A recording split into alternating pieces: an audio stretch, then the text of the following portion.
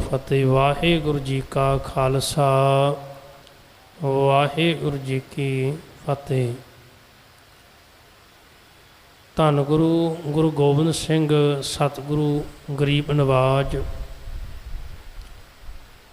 जिन्हां दी मुबारक रसना तो उचारण की हुई जाप साहिब की पावन बाणी की विचार आपां साझी कर रहे हाँ। कल दे दीवाना अंदर आपां 188 पौड़ियां तक विचार साझी की सी। आओ पौड़ी नंबर 189 तो विचार आरंभ करनी है। इस पावन पौड़ी की आरंभता विच महाराज ने छंद का नाम जिहड़ा है उचारण किया है। साहिब आदि ने इस छंद का नाम है एक अक्षरी। ते इस छंद के अंदर सतगुरु सच्चे पातशाह जी ने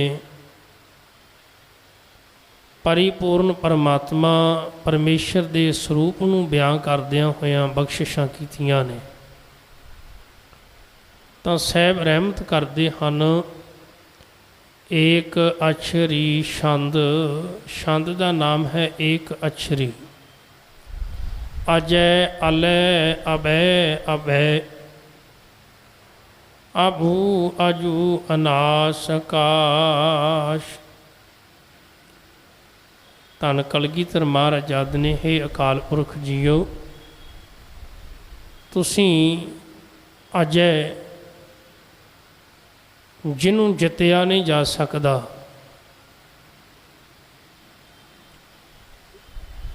जिन्हों जितना संभव नहीं है, मनुख दे कोल इन्नी समर्था नहीं कि वह परिपूर्ण परमात्मा नूं जित सके। पर एक अकाल पुरख परमात्मा अजित है, उन्होंने जितया नहीं जा सकता। वो सारी कायनात उन्होंने जित लेंदा है। सारी कायनात हार के उनके दर ते नतमस्तक हो जाती है।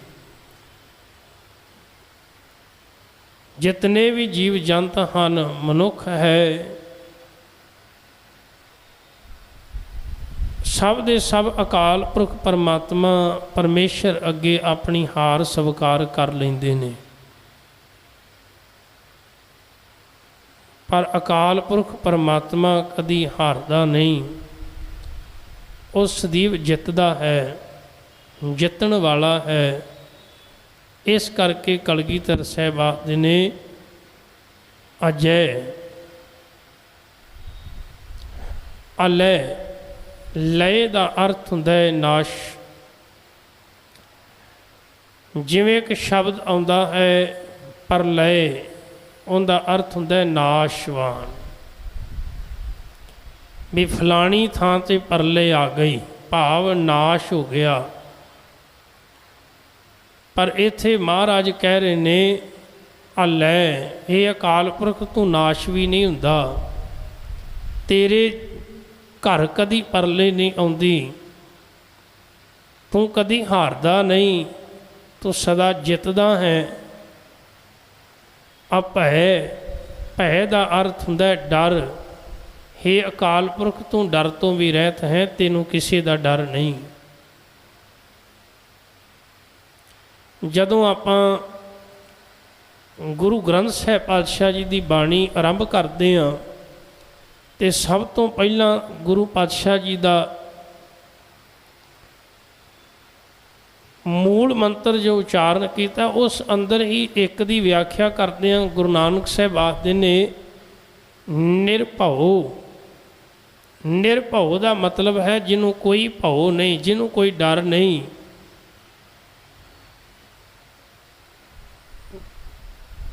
जेड़ा सारे डरां तो मुक्त है, बल्कि जेड़ा उनके चरनां नाल जुड़ जाता है।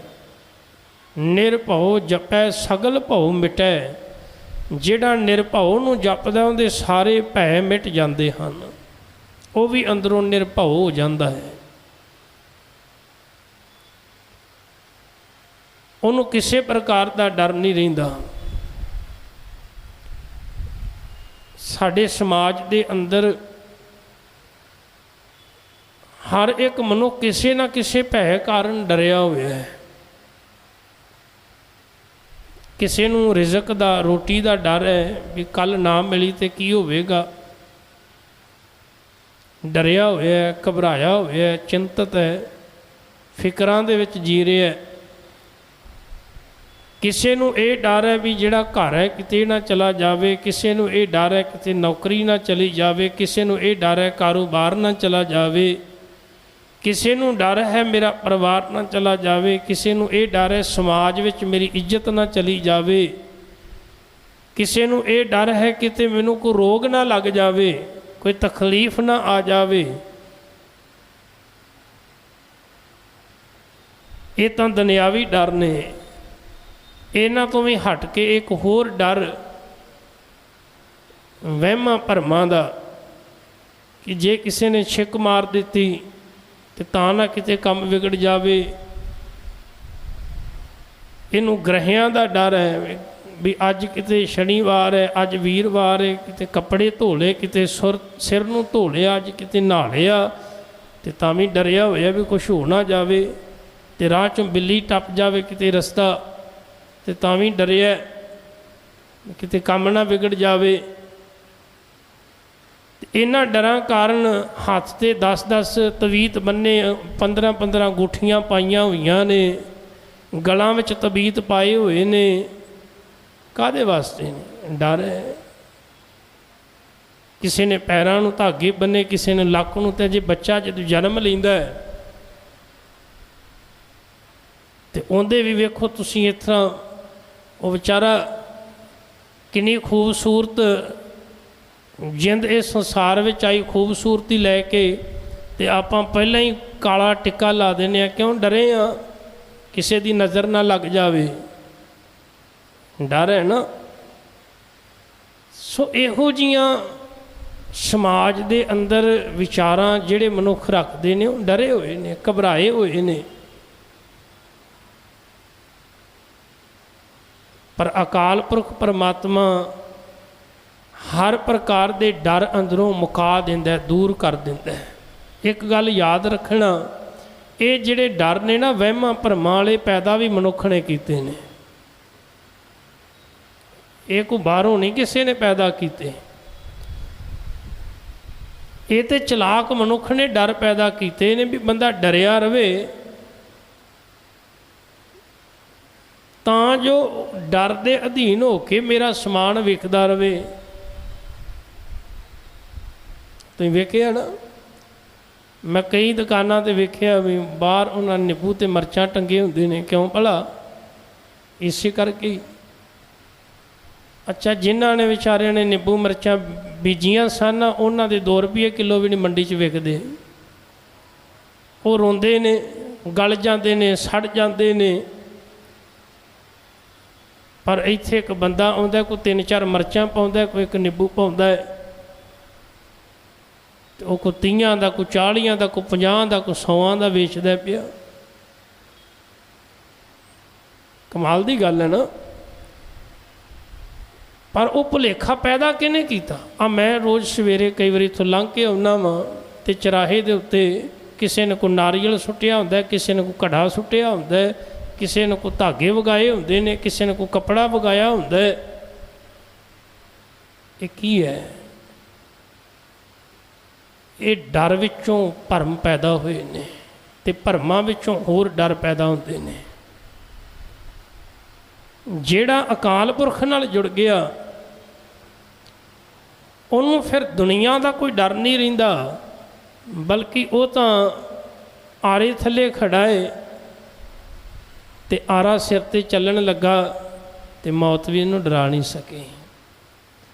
ते 7 साल दे 9 साल दे साहिबजादे नीहां विच खिलाउण लगे ने। साडा बच्चा तो परछावें नूं वेख के डर जांदा है। तुसीं अंदाज़ा लाओ 5 साल 7 साल का बच्चा अज कल्ला कमरे च नहीं रह सकता। जे लाइट घर की चली जाए तो हत्थां पैरां दी पै जांदी है, तो आवाज़ां मारनियां शुरू कर दिंदा मापियां नूं। रह सकता बच्चा? तो 5-7 साल का बच्चा किते घर विच कल्ला रह जावे, ਹਨੇਰੇ ਵਿੱਚ ਇਹਦਾ ਵੀ ਕਿਤੇ ਨਾ ਕਿਤੇ ਕਾਰਨ ਹੈ। ਅਸੀਂ ਵੀ ਬੱਚੇ ਨੂੰ ਸ਼ੁਰੂ ਤੋਂ ਹੀ ਡਰਾਉਣਾ ਸ਼ੁਰੂ ਕਰ ਦਿੰਦੇ ਹਾਂ ਵੀ ਭੂਤ ਆ ਜਾਏਗਾ, ਪ੍ਰੇਤ ਆ ਜਾਏਗਾ, ਚੜੇਲ ਆ ਜਾਏਗੀ। ਉਹਦੇ ਦਿਮਾਗ ਦੇ ਵਿੱਚ ਕੁਝ ਚੀਜ਼ਾਂ ਅਸੀਂ ਫਿੱਟ ਕਰ ਦਿੰਦੇ ਹਾਂ। ਉਹ ਫਿਰ ਸ਼ੁਰੂ ਤੋਂ ਹੀ ਡਰਨਾ ਸ਼ੁਰੂ ਕਰ ਦਿੰਦਾ ਹੈ। ਫਿਰ ਉਹ ਡਰ ਸਾਰੀ ਜ਼ਿੰਦਗੀ ਉਹਦਾ ਪਿੱਛਾ ਕਰਦਾ ਹੈ। ਉਹ ਡਰਦਾ ਹੀ ਰਹਿੰਦਾ ਹੈ। ਤੇ ਕਈ ਵਾਰੀ ਮੈਂ ਵੇਖਦਾ ਹੁੰਦਾ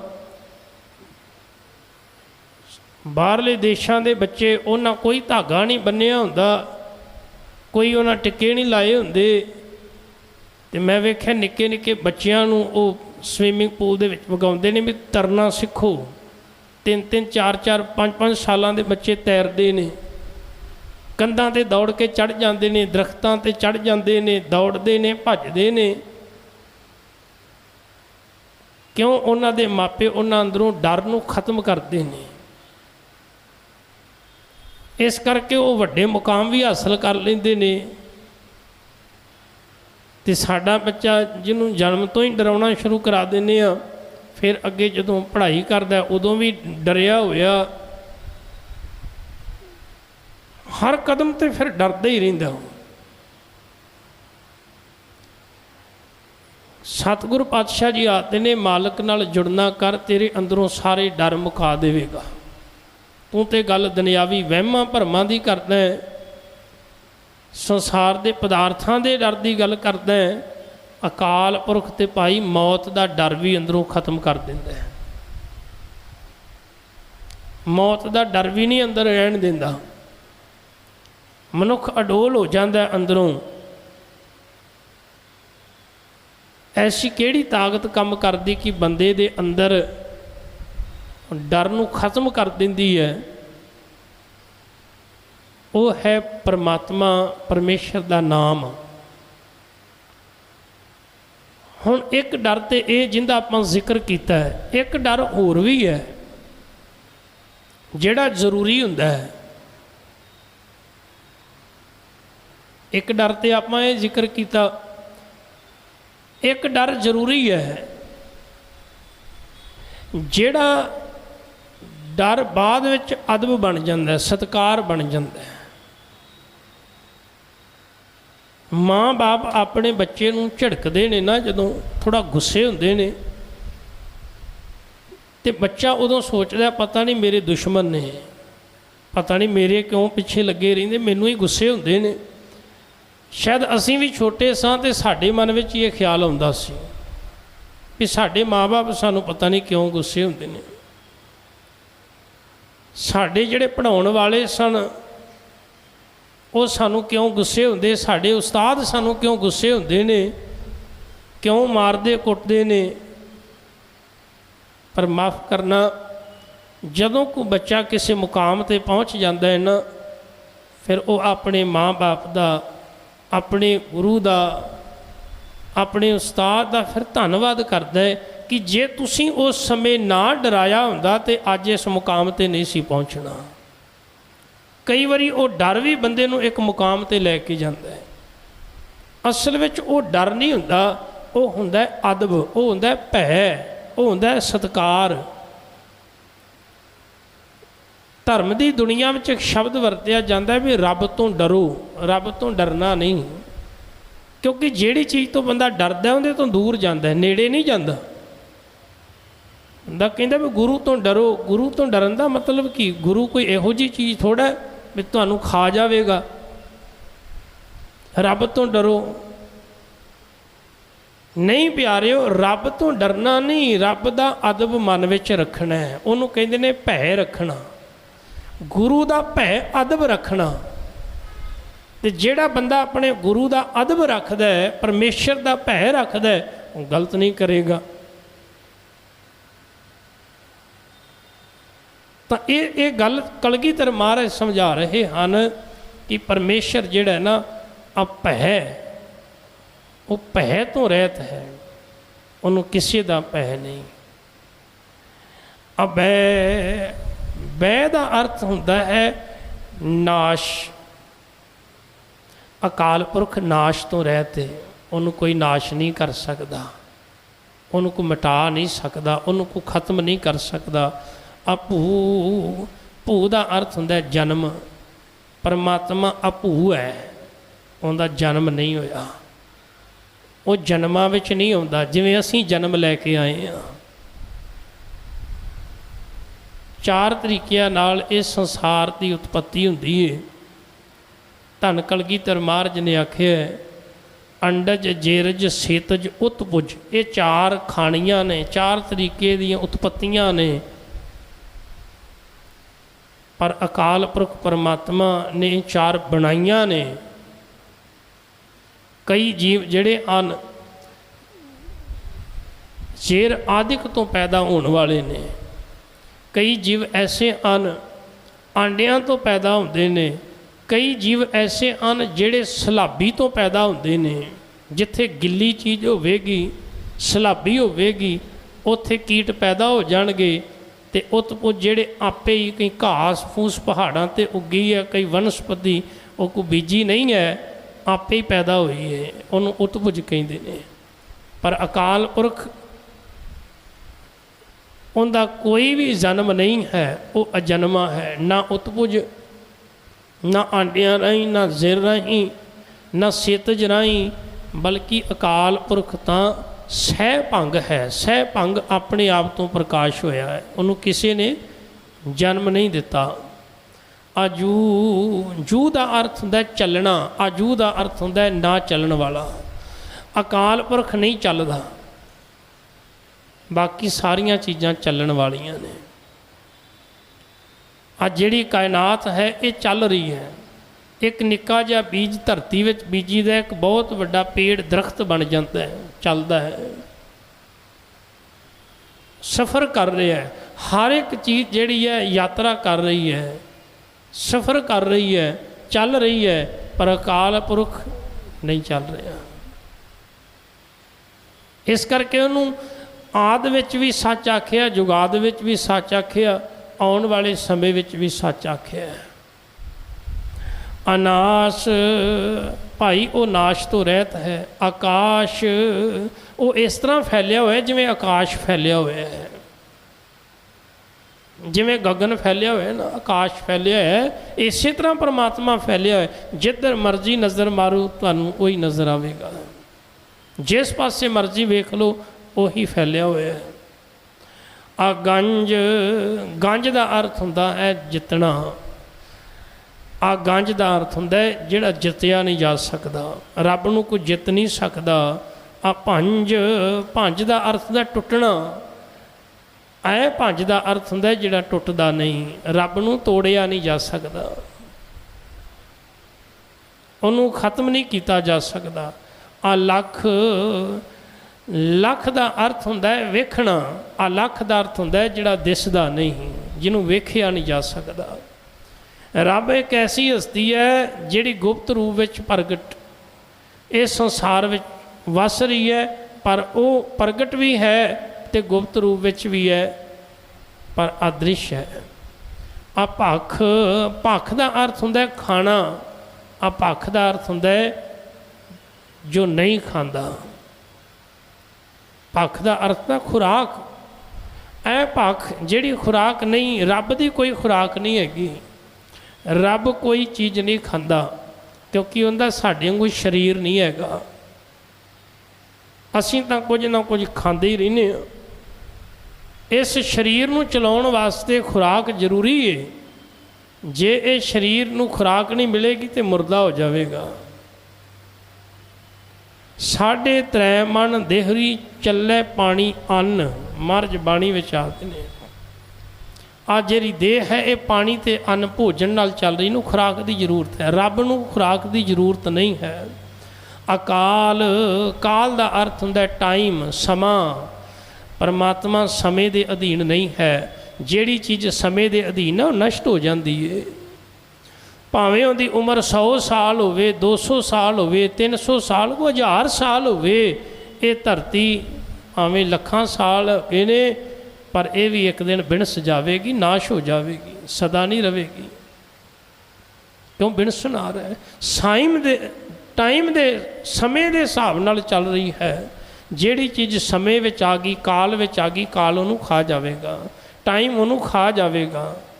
दयाल परमात्मा बड़ा दयालु है, दया करन वाला है, मेहर करन वाला है, तरस करन वाला है। आ लेख उहदा कोई लेख नहीं है, वो लेखां तो रहत है। आ भेख उहदा कोई भेख नहीं, पहरावा नहीं भी उन्हें किसी रंग दे को कपड़े पाए ने, को किसी मज़हब की रंगत चाढ़ी है, नहीं, उनका कोई भेख नहीं, उनका कोई पहरावा नहीं, उनका कोई दिखावा नहीं, वो इन्हां तो रहत है। अनाम उनका कोई नाम नहीं, ये नाम सारे असीं रखे ने रब दे, रब दा अपना कोई नाम नहीं। वो तो निरोल सच है, तो सच का अर्थ हुंदा अटल, सदा रहन वाला। परमेश्वर की है? एक पत्थर नूं जदों तुसीं घड़ देवो, उहदे विचों जिहड़ी तस्वीर प्रगट होवेगी वही परमेश्वर है। मानो साडी जीवन विचों जिहड़ियां वाधू दीयां विचारां ने, अगर उन्हां नूं घड़ के हटा दिता जावे, जो बच जावेगा निरोल सच है, परमेश्वर है। धन कलगीधर महाराज कह रहे ने, भाई उनका कोई विशेष नाम नहीं है। अकाम वो कामना तो रहते, उनकी कोई एक कामना भी नहीं, जिवें साडियां कामनावां ने, आ कारज हो जावे, आ काम निबड़ जावे, आ मिल जावे। रब की कोई कामना नहीं है, वो तो कामनावां पूरियां करता है। अगाह वो बड़ा डूंगा है, अगाह दा अर्थ हुंदा अथाह है, जिंदा को अंत नहीं पा सकता। अडाह जिन्हों ढाया नहीं जा सकता, डेगिया नहीं जा सकता, किसी विच इन्नी ताकत नहीं भी रब नूं कोई डेग देवे। इत्थे वड्डे तो वड्डे पहाड़ भी डिग पैंदे ने, पर परमात्मा नहीं डिग सकता, उन्होंने कोई डेग नहीं सकता। अनाथे वो उनका कोई नाथ नहीं, नाथ का अर्थ हुंदा है खसम, रब का कोई खसम नहीं, उनकी को पालना करने वाला नहीं, उनकी को संभाल करने वाला नहीं, बल्कि वो तो सारियां दा खसम है। इस करके कलगीधर आखदे ने, अनाथे उनका कोई नाथ नहीं, पर माथे मथन वाला, मसल के रखने वाला, भाव नाश करने वाला जीवां नूं, वो सारियां दा खसम है, सारियां नूं नाश करने वाला है। आ जोनी वो जोनियां विच नहीं आउंदा भाई, वो किसी जूनी विच नहीं। इत्थे 84 लाख जूनियां बारे जिक्र आउंदा है बाणी विच कि 84 लाख जूनियां हन संसार विच, पर उन्हां 84 लाख जूनियां दियां किस्मां कई ने अगे, पर रब दी कोई जून नहीं है। आ मोनी वो मोन आदिक तो रहत है। साडी समाज विच एक फिरका वो सी जिहड़े कहंदे ने मोनी ने, मोन दा भाव जिहड़े मोन रखते ने, बोलते ही नहीं, वो कहंदे बोलना ही नहीं,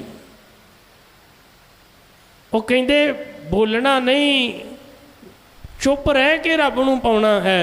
तो महाराज आखदे ने, भलिया जे चुप रह के रब नूं पाउणा सी ते फिर जुबान रब ने क्यों दिती सी? फिर रब जुबान ही ना देंदा ते जी बोलते ही ना। जब लग दुनिया रही है नानक किश सुनिए किश कहिए, जब तक दुनिया में रहना है कुछ चंगा सुनना चाहिए, कुछ चंगा बोलना चाहिए। बोलना भी है तो सुनना भी है, पर सुनना की है तो बोलना की है, ये अपने गुरु तो सीखना पैना है। क्योंकि साढ़े समाज के अंदर बहुत सारे मनुख ऐसे ने जिन्होंने ना हाले तक बोलने की जाच आई तो ना सुनने की जाच आई है। गुरु पातशाह जी आ रहे ने भी अकाल पुरख मौन धारण करके नहीं बैठा होया, वो तो सारियां विच सबै घट राम बोलै, रामा बोलै, राम बिना को बोलै, सारियां विच बैठा होया बोल रहा है, चुप नहीं रहिंदा। ते भलिया फिर तू किवें चुप करके बैठा? तू आखदा भी चुप करके रब नूं पा लांगा? नहीं। असल दे विच जिथे जरूरत नहीं सी बंदा उथे बोलदा है, जिथे जरूरत है उथे बोलदा नहीं, चुप कर जांदा है। ऐसे हालात ने साडे, जिथे बोलण की लोड़ है उत्थे चुप कर जाएगा, जिथे चुप करन की लोड़ है उत्थे बोली जाएगा। महाराज यही कृपा कर रहे हैं। भाई परमात्मा अमोनी है, वो तो बोल रहा है, भाव वो सुन मुन नहीं बैठा होया, वो सबना विच बैठा होया बोलता पिया है। ना रागे, राग का अर्थ हुंदा है मोह, अनुराग का अर्थ हुंदा है प्रेम। अकाल पुरख परमात्मा किसी मोह की पकड़ विच नहीं है। मोह किनू कहिंदे हन? किसी चीज़ की पकड़ हो जाना उन्होंने कहते ने मोह। भी हुण इहनूं छड्डना नहीं, बस कोई चीज़ की इन्नी पकड़ हो जानी भी इहनूं हुण छड्डना नहीं। गुरु पातशाह जी ने बाणी अंदर बड़ा प्यारा जिक्र किया है। सहबादी ने भलिया मोह जिहड़ा है ते एक प्रेम है, ये बड़ी वखरी चीज़ है। अपने फर्जां नूं निभाउंदियां होइयां किसी नूं स्नेह करना, प्रेम करना माड़ी गल नहीं, पर स्वार्थ रख के किसी नाल जुड़ना ते पकड़ बना लैनी उन्हूं मोह कहते हैं।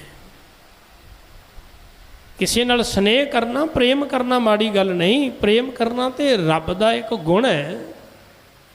रब तो कहंदा सारी खलकत नाल प्रेम कर। मोह अते प्रेम विच फर्क की है, ये आपां थोड़े जे शब्दां विच ही समझ जावांगे। जदों बंदे अंदर मोह हुंदा है, बंदा सिर्फ उन्हां बारे सोचदा है जिन्हां नाल इहदा संबंध है, उहनूं मोह कहंदे ने। ये धीआं बारे, पुत्रां बारे, भरावां बारे, माँ बाप बारे, ये दोस्तां बारे, संबंधियां बारे, सिर्फ उत्थों तक इहदी सोच है। पर प्रेम जिहड़ा है वो केवल अपनिਆਂ बारे नहीं, वो सारी मनुखता बारे सोचता है। प्रेम सानू जीवां नाल जोड़दा है। प्रेम सानू एक एक कतरे, एक एक जर्रे नाल जोड़दा है। प्रेम सानू कुदरत नाल जोड़दा है। वो केवल अपने परिवार नाल नहीं जोड़दा। जिथे प्रेम होवेगा उत्थे दुश्मन दे हुंदे फायदे नूं वेख के भी खुशी होवेगी, तो जिथे मोह होवेगा उत्थे दुश्मन के लाभ नूं वेख के दुख होवेगा। एक कसवट्टी आ परखण दी। जे किते साडे मन विच किसी दूजे दे लाभ नूं वेख के दुख पैदा हुंदा है, समझ लेना मोह विच फसे हुए हैं। तो जे किसी दूजे दे लाभ नूं वेख के भी खुशी हो रही है, तो समझ लेना प्रेम है। फिर प्रेम का अर्थ हुंदा है कुर्बान करना, मोह का अर्थ हुंदा है पकड़ लेना। प्रेम विच इंसान हर एक चीज़ कुर्बान कर दिंदा है। इत्थे प्रेम विच सिख ने अपना आपा गुरु तो कुर्बान कर दिता। वो कहंदे सारा कुछ तेरा ही है, तेरा तुझको सौंपते क्या लग गया मेरा। गुरु गोबिंद सिंह खालसे नूं प्रेम करते हैं तो आनंदपुरी कुर्बान कर देंदे ने, माँ बाप कुर्बान कर देंदे ने, बच्चे कुर्बान कर देंदे ने। प्रेम है ना। मोह हुंदा तो फिर छड्ड दे आनंदपुरी, मोह हुंदा तो साहिबजादियां नूं छड्ड दे, नहीं छड्डदे कदी भी। मोह विच पहलां अपने नूं बचाया जाता है, प्रेम विच हर किसी नूं बचाया जाता है। ये प्रेम सी चांदनी चौक विच सीस कटा लिया। जे मोह हुंदा तो फिर बड़ी मुश्किल हो जानी सी, फिर कित्थे चल के जाना सी चांदनी चौक, फिर आनंदपुरी बड़ी प्यारी लगनी सी। तो प्रेम की खेड़ कुछ होर है, मोह की खेड़ कुछ होर है। गुरु कृपा करे मोह प्रेम विच बदल जाए तो सारी मनुखता के दुख अपने दुख लगन लग जान, दूजियां दे सुख अपने सुख लगन लग जान, दूजियां दियां खुशियां अपनियां खुशियां लगन लग जान। ऐसी कृपा जिहड़ी है गुरु की मेहर नाल हो जावे। धन कलगीधर कह रहे ने, ना रागे परमात्मा अंदर मोह नहीं, प्रेम है। पर ताई साहब ने आख्या जिन प्रेम कियो तिन ही प्रभ पायो। रब नूं उहने पाया जिन्हें प्रेम किया, जिन्हें मोह किया उन्हें नहीं। तो जे रब भी मोह रखदा तो फिर उन्हें किसे किसे नाल ही वास्ता रखना सी, सारियां नाल नहीं। पर प्रेम है फिर सारियां नूं निहाल करदा है, सारियां ते दया करदा है, सारियां ते मेहर करदा है।